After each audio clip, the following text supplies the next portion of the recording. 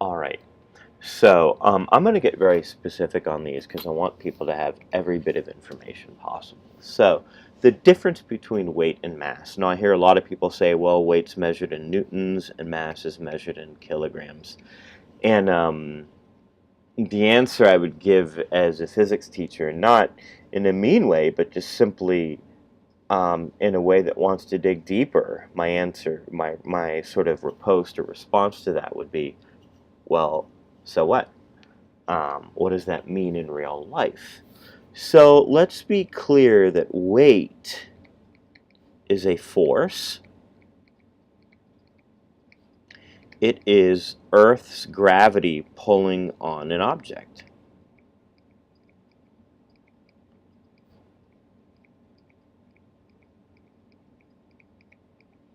And that is definitely different than mass. Because mass is a measure of an object's inertia,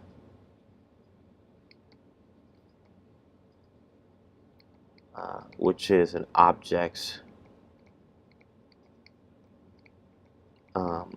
resistance to a change in motion.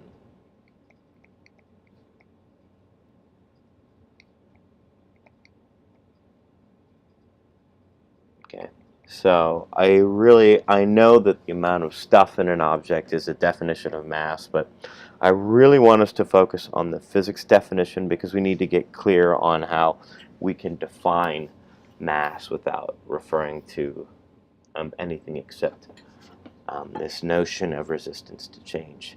This is a trick question. There is none. Okay? No difference. Now, the definition of inertia, I want to get really clear on this one. The way I would define inertia is, yes, it's resistance to a force. So, resistance to change in motion. This is not a force itself. And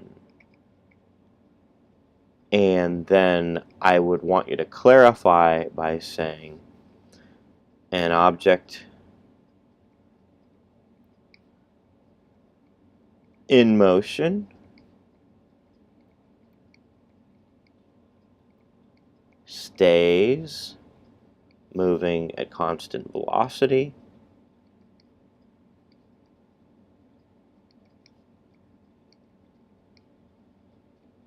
okay, and next, an object at rest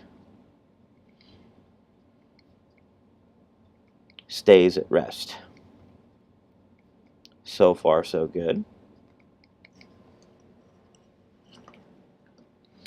Any change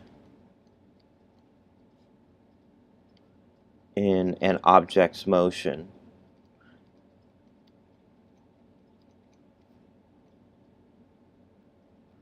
is caused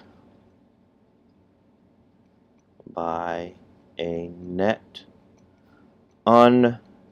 unbalanced force. So I want to see all these details in question number 13.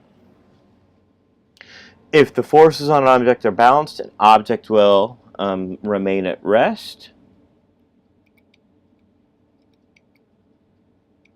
or move at constant velocity. That is, moving in a single direction at a fixed steady speed that doesn't change. Alright, if the forces on an object are unbalanced, the object will in fact accelerate. Okay. Speed up, slow down, change direction.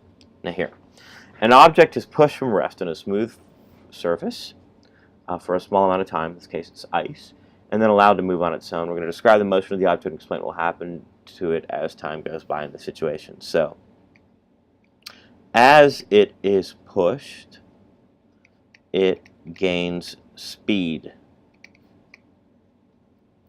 Okay. After it is allowed to move on its own. It continues in a straight